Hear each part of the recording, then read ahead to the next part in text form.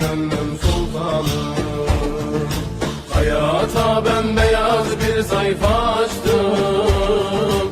Nerede günah gördüysem ondan kaçtım. İnşallah bir daha yapmayacağım. Yaramı sarmaya geldim sultanım. Hayata bembeyaz bir sayfa açtım. Nerede günah gördüysem ondan kaçtım. İnşallah bir daha yapmayacağım. Yaramı sarmaya geldim sultanım.